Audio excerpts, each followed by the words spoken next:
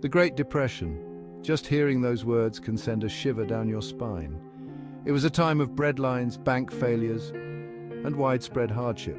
A stark reminder of how quickly economic stability can crumble. Inflation is biting hard, forcing families to make difficult choices between putting food on the table and keeping a roof overhead. We're seeing the cost of everyday essentials skyrocket, and even the humble McDonald's hamburger isn't immune. Their operating expenses have ballooned, a microcosm of the larger economic pressures at play. The fact that the US inflation rate hit a 40-year high recently, well, that's less micro and more macro-sized alarm bell. Let's talk about inflation, shall we?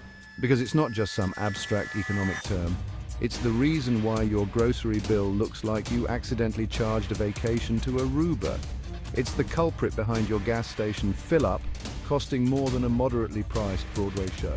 And it's the uninvited guest at every dinner table conversation about making ends meet. We're told that a little inflation is normal, like a healthy amount of arguing with your in-laws. But what we're experiencing now, this isn't normal. It's like your in-laws moved in, redecorated the house in shades of beige, and installed a hot tub in the living room without asking. Economists, those fortune tellers of the financial world, are busy drawing up projections and forecasts, but even they're looking a bit flustered these days.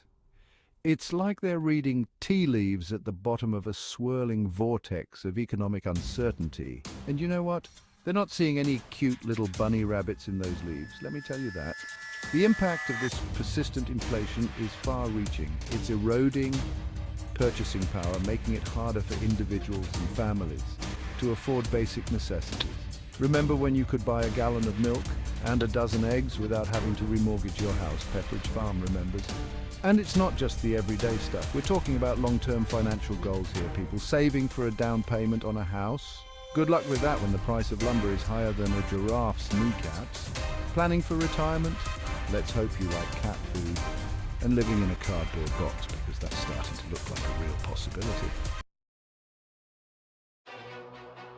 Remember when our parents told us that owning a home was the American dream? Well, somewhere along the way, that dream started to look more like a fever dream, you know, the kind where you're running frantically but not getting anywhere, and then you wake up in a cold sweat realizing you're late for work because your alarm clock is possessed by a demonic clown. Yeah, the housing market is kind of like that right now. Prices are up, mortgage rates are doing the Macarena, and inventory is so low, you'd have better luck finding a unicorn riding a unicycle on the moon.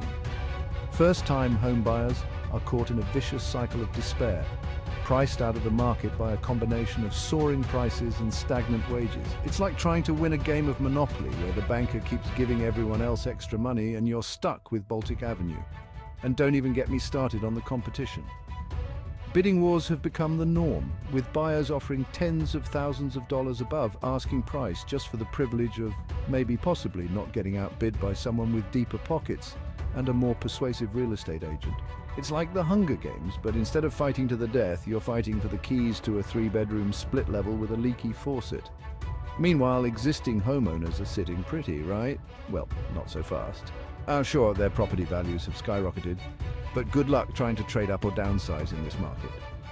It's like trying to swap out one hamster wheel for another while running at full speed. And let's not forget about the looming threat of a housing bubble. Some experts are warning that we're teetering on the edge of a precipice, and if things don't change soon, we could see a repeat of the 2008 housing crash. The joys of higher education. The pursuit of knowledge, the thrill of intellectual discovery, the crushing weight of student loan debt that follows you around like a shadow you can never quite outrun. Yes, let's talk about the student loan crisis, shall we? Because it's not just a financial crisis, it's a societal one. We've told generations of young people that a college degree is the key to a successful future, but what we didn't tell them is that the key comes with a hefty price tag, and sometimes the lock it opens leads to a dead-end job market. The numbers are staggering. Student loan debt in the United States has surpassed $1.7 trillion, exceeding even credit card debt. That's trillion with a T, like the amount of money a Bond villain demands before threatening to destroy the world. Except in this case, the villain is a broken system that saddles graduates with mountains of debt before they even have a chance to start their careers. The impact of this debt burden is far-reaching. It's delaying home ownership, forcing graduates to put off marriage and family, and stifling entrepreneurial dreams. Imagine trying to start a business when you're already drowning in student loan payments. It's like trying to swim with an anvil tied to your ankle. And let's not forget about the mental toll this debt takes. The stress, the anxiety, the feeling of hopelessness that can come with owing more money than you can fathom ever repaying. Let's talk about healthcare, shall we?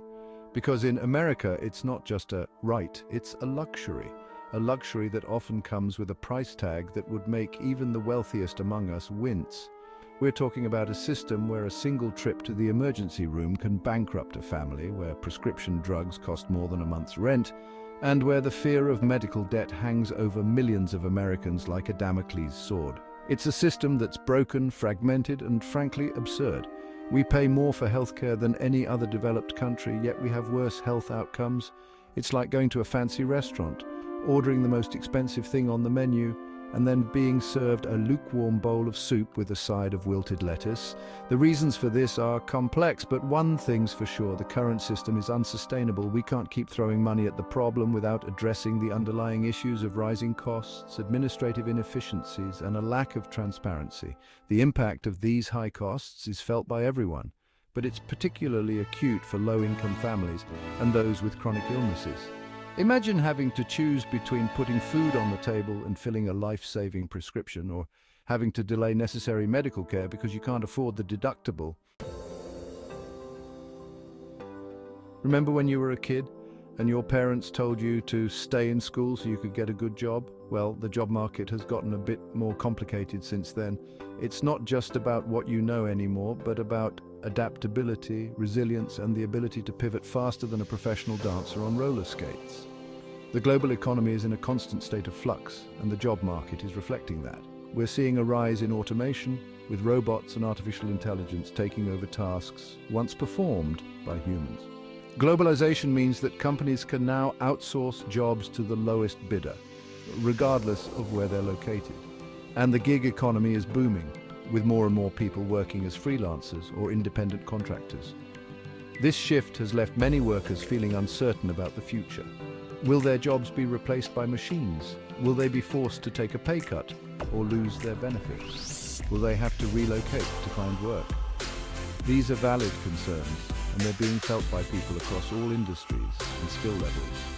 But it's not all doom and gloom. The changing job market also presents opportunity for those who are willing to adapt. There's a growing demand for workers with skills in technology, data analysis, and digital marketing. And the rise of the gig economy has given people more flexibility and control over their work lives. We've covered a lot of ground in this video, from the silent thief of inflation to the turbulent seas of the housing market. We've explored the crushing weight of student loan debt, the high cost of staying alive in a system that often feels designed to bankrupt us, and the shifting sands of the job market. It's enough to make you want to crawl under a weighted blanket and never come out. But don't despair. While we can't control the global economy, we can take steps to protect ourselves financially. Think of it as building a sturdy raft to navigate the choppy waters ahead. Diversifying your investments is like having multiple paddles on your raft.